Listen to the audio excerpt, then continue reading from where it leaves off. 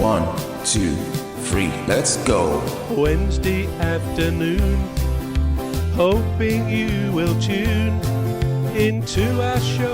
It's hosted by... So are we meant to be here even if one or the other is non-existent? And let me explain it. It's a bit vague how I said it. So for instance, I know my dad as being my dad, right? Yeah. What if my mom had sexual relations with somebody totally different? Would I still be me? If you get the point. Yeah, that's a very good question. I mean, somebody did whisper in my ear that you look a bit like your postman, but I didn't want to spread that story. I do. Now I do look like the milkman. Yeah, but actually, it's a very good point you make, because we then come on to what is it that gives us, or our sense of self, the thing that says I, me, my, which every individual has. Yeah. And as individuals, 7-8 billion people on the planet, every single individual has that sense that they're the center of the universe, certainly the center of their universe. Yeah. We've all got this incredible sense of self. And I think the question you've asked there is interesting, because, let's say your dad is really the postman, to sort of take the light-hearted look. But let's say he is. Would you as Cuz, would you still be Emmy? Would you still be that? It's a question that's not answerable, of course. We'll never know. But would I still be me as I perceive myself to be if my father was someone else than I believed it to be? So, it's a very interesting question. But as you said, the male and the female are both contributors and both create the new life. Yeah. So, and that process means you are you, I am me, and everybody else says exactly the same thing. So, it's an interesting question. Very interesting. Like you said, it's not answerable, and I agree with you, because how do you determine it? How do you know what you could have been, or how you could have turned out? We'll never know. I don't think anybody would ever know that. No, for sure.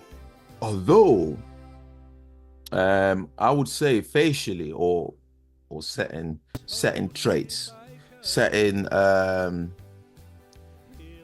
traits about our looks, and perhaps certain traits about our mannerisms, and perhaps certain traits about our genes, and I mean like certain things that we could have inherited from both parents. I suppose those are, I would say, answers it, but not in detail, not in depth. He only answers it surface wise, because there is more to us than our outward appearances or our genetics. There is definitely more to us than that. Yeah, because I know my dad cannot sing. I know he cannot sing. Well, you're feeding me with some obvious comments, but I won't take those. So wherever I must have got the singing gene from, and I know it's not from my mom, because I've heard her sing, and I've asked her. I asked her. I said, did you do any singing of any form? And she said, no, I can try. I said, please don't. And so she won't speak to you again now, I know. So there is not music as such. There's no singing that you're aware of in your immediate parents. I mean, but that doesn't necessarily mean, as you rightly suggest just now, just because you don't get a singing gene, if there is such a thing. Yeah. I'm sure some of the best singers in the world in the past have had parents who don't sing or haven't been good singers. So you're absolutely right in saying, just because we inherit a number of genes and other aspects of personality, the way we walk and or whatever, it doesn't mean to say we don't have individual things that blossom, that come out ourselves through our own efforts, through our own instincts, through our own instinctive abilities, if you like. But yeah, so it's never just, we're not limited to what our parents were. Oh, The leader of our gang will make the show go with a bang and fund the aim of everything Custis. And fund the aim of everything Custis.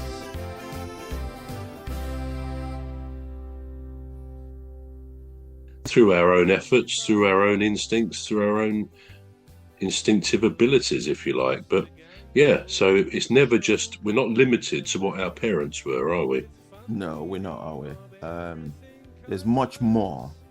There's much more to us than than what we can see, basically. Yeah. Or what we can feel. It's a minefield, isn't it? When you The whole thing is, I mean, going back to what we were saying just now, yeah, another sort of it's not so much a paradox, but it in a way it is. If Rick Astley, you know Rick Astley, yeah, the singer, never gonna. now give if you he up. were to, if he were to, if I asked him to give me the movie Up, you know that movie, that film, you heard of that? Yeah, Up, All yeah. the balloons, all loads of balloons, It was a cartoon. right? Yeah, the balloons and stuff. Yeah. Well, if I asked Rick Astley to let me have the movie Up, he would have to either give me up or let me down. I thought, where's it going with the movie? I thought that was quite funny, wasn't it? But the thing is, you see, the point is, he said he will never give you up or let you down. So under this story, that he does let you down. So a bit of a paradox.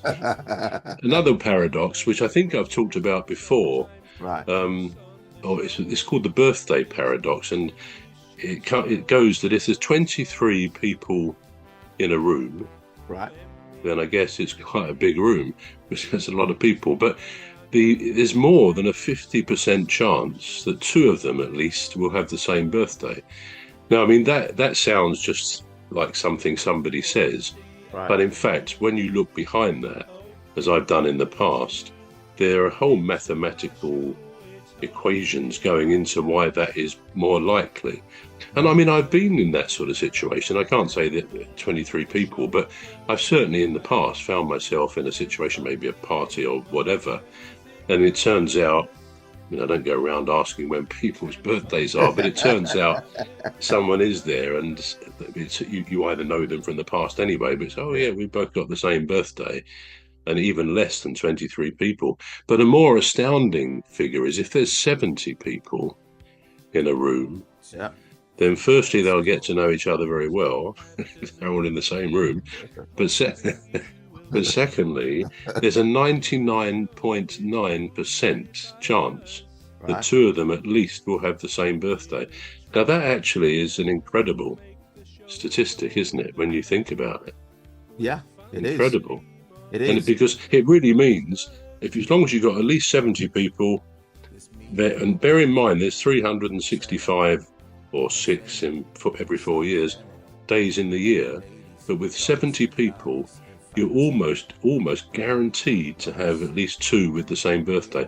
And they prove that, again, mathematically, that is what happens. But the initial thought is, well, how can that be? How can they be so sure? But it does work. So there's a lot of these sort of paradoxes, around, which almost defy a sense of logic about it. I'll tell you a sad paradox. It's a sad one. 20 people, this is what my dad used to say to me. He said 20 people cannot be friends for 20 years. Hang on, let me think about that. 20 people can't be friends For 20 years. for 20 years. Explain that a bit more. Right. Well, 20 years is short. It's relatively short compared to someone's lifespan or our average lifespan. You can easily get 20 years, but 20 people, they could I mean, 2 or 3 of them could die within that 20 years. Some could fall out. I see what you mean. Yeah. Not Yeah. be friends. Yeah. So, or some could.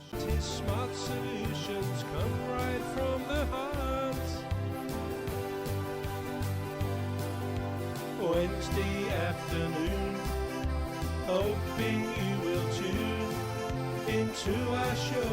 It's hosted by Cuz.